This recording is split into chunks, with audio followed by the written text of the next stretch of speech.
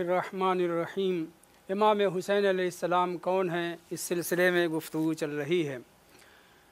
دیکھیے، عظمت امام حسین علیہ السلام، شان اہل بیت اور شان امام حسین علیہ السلام کے بیان کے لیے یوں تو بہت سی روایت ذکر ہوئی ہے، اور جناب رسول خدا صلی اللہ علیہ وآلہ وسلم نے کبھی اصحاب کے سامنے، کبھی ازواج کے سامنے عظمت معصومین علیہم السلام اور بالخصوص عظمت امام حسین علیہ السلام کو بیان کیا ہے، اور ان اصحاب اور ازواج نے بھی اپنے بعد کے لوگوں کے لیے بہت سی باتیں نقل کی ہیں، لیکن ہر روایت قابل ذکر نہیں ہوتی، ہر مطلب قابل بیان نہیں ہوتا۔ ہم اگر اہل بیت طاہرین علیہم السلام کے سلسلے میں کوئی بھی روایت اصحاب یا ازواج سے نقل ہوئی ہے تو اس کے نقل کرنے میں دقت سے کام لیں، کہیں ایسا نہ ہو کہ کہیں کسر شان کا پہلو پایا جاتا ہو۔ ایک روایت جس میں عظمت امام حسین علیہ السلام ظاہر ہو رہی ہے، مگر صدر روایت سے پتہ یہ چلتا ہے کہ ایک زوجہ رسول خدا کو اس کی عظمت اور اہمیت اور رسول خدا سے ہمدردی کو اجاگر کیا جا رہا ہے۔ یہ روایت اگرچہ ہماری کتاب اعمالی شیخ صدوق میں ذکر ہوئی ہے،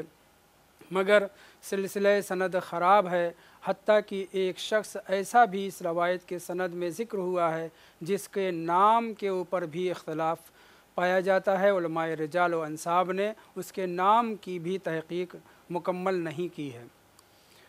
اب وہ روایت جو اس ایسے سلسلے سند سے نقل ہوگی یقیناً وہ قابل قبول نہیں ہوگی، مگر فضیلت کی روایتیں، مستحبات کی روایتیں اور اس طرح کے وہ امور جو تاریخی امور ہوتے ہیں ان سے اس کے سلسلے میں نقل شدہ روایات کے اوپر اگر اطمینان ہو جائے کہ معصوم کے دہن اقدس سے یہ کلمات صادر ہوئے ہیں تو پھر سلسلہ سند میں زیادہ دقت کی ضرورت نہیں پڑتی۔ جو روایت میں آپ کے سامنے ذکر کرنے جا رہا ہوں وہ ایک رسول خدا کی زوجہ زینب بنت جہش کے حوالے سے ہے۔ ان کا ایک غلام تھا جس کا نام زید تھا، اور شوہر کا نام بھی زید ابن حارثہ جو رسول خدا کے پروردہ تھے اور جنہیں ابن محمد فرزند رسول خدا کہا جاتا تھا، یہاں تک کہ رسول خدا کے اوپر وہ آیات نازل ہوئیں جس میں یہ کہا گیا ہے کہ بیٹا بس وہی ہے جسے اس کی ماں جنم دیتی ہے، یعنی منہ بولے بیٹے کو بیٹا نہیں کہا جا سکتا۔ قرآن مجید میں آیات میں اس طرح سے ذکر ہوا ہے۔ اور اس کے بعد جناب زید ابن حارثہ جب جوان ہوئے تو ان کی شادی رسول خدا کے رشتہ داروں میں سے تھیں۔ زینب بنت جہش دور کا رشتہ تھا، ان سے شادی ہوتی ہے جس کا تذکرہ قرآن مجید میں بھی ذکر ہوا ہے، لیکن چونکہ ازواج پیغمبر میں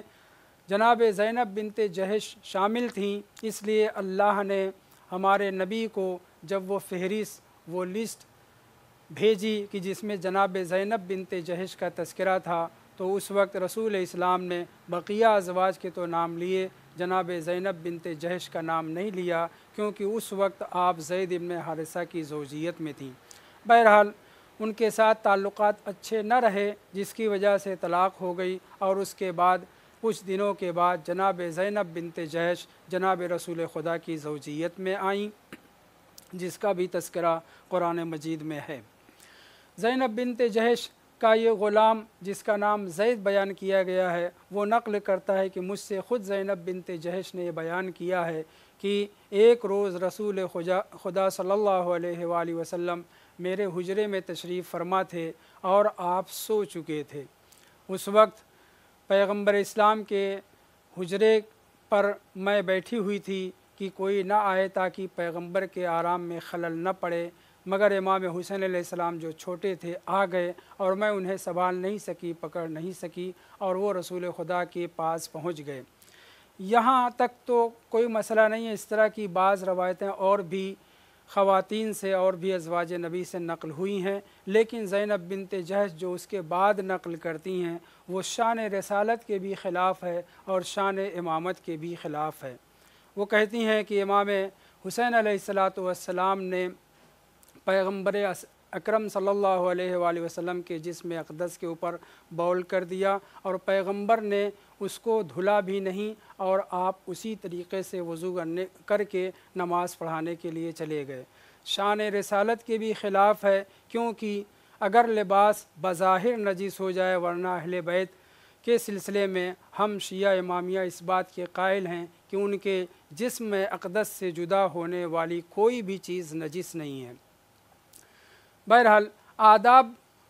کا خیال رکھنے کے لیے روایات میں ذکر ہوا ہے، نہ پیغمبر اسلام نے اس جگہ کو دھلا جیسا کہ اس روایت میں ذکر ہوا ہے، اور نہ ہی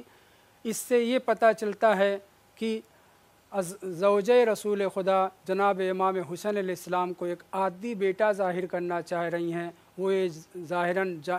نہیں جانتی، بھول گئی ہیں کہ یہ وہ بچے ہیں کہ جو بچپنے سے ہی لوح محفوظ کا مطالعہ کرتے ہیں۔ بہرحال یہ فقرہ روایت کا قابل قبول نہیں ہے، کیونکہ شان رسالت کے بھی خلاف ہے اور شان امامت کے بھی خلاف ہے۔ لیکن اس کے بعد کا فقرہ جو اس روایت میں ہے وہ یقیناً عظمت امام حسین علیہ السلام کو بیان کرتا ہے۔ خود زینب بنت جہش کہتی ہیں کہ پیغمبر مسجد میں تشریف لے گئے، نماز پڑھ رہے تھے، میں دیکھ رہی تھی، جب رسول خدا سجدے میں جاتے تھے، امام حسین علیہ السلام آپ کی یعنی رسول اسلام کی گردن پہ سوار ہو جاتے تھے،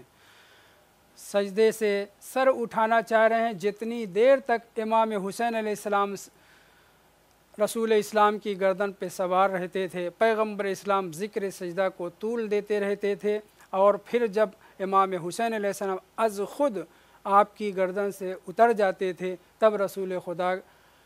سجدے سے سر اٹھاتے تھے۔ یہ سلسلہ ایک دو بار نہیں، جتنی دیر تک پیغمبر اسلام نماز پڑھتے رہے اور